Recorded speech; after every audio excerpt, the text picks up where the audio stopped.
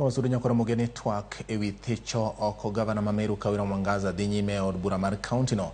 En twak manopedhi e nyim od bura no kod MCA mogwel Zipporah Kenya ka okelo neno mag ketho adek ma iseyo godo gavana Kawira Mwangaza. Kawuono ni gavana Kawira ni geno chopo e mbele od bura no kendo chiwo neno ma korka kore. Kata kamano nyaka sama wadhi yamo nyakoro mogine pok ochopo e od bura no mondo ogol nende kata oro okil mage. Tok twak makamano MCS go igeno ni dhigo ombulu mar rwako kata kwedo paro makamano.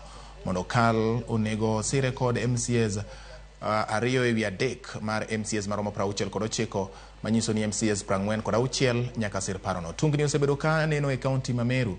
Irregular payment of Njore chopo oko mar od bura no kendo temo dwaro gengo ne moko kuom MCS chopo ewi twak makamano. Leading to an excessive payment of 74,340,000 contrary to sections 452 and 46 of the Anti-Corruption and Economic Crimes Act. Despite the ample time and invitation, Her Excellency the Governor is yet to heed the invitation. In therefore direct that we proceed with the debate on the motion. Last night,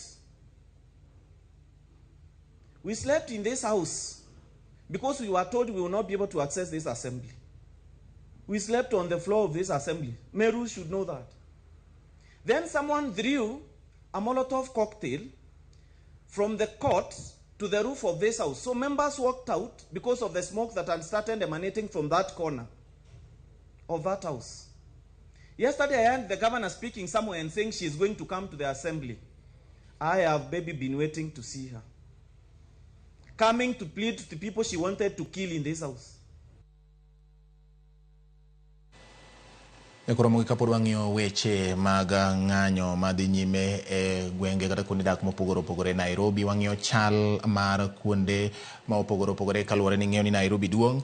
Jafwambo marwa Chris Owino bende owuok gokinyi mondo ong'e ni to chal mag gwenge mag ugwe kata East miluongo ni Eastlands Nairobi kaka moting'o apeyni kaka Outer Ring ne chalo nade. Wang'e ni magi gin moko kuom kuonde mane ng'anyo timore e kinde mokalo kendo en achiel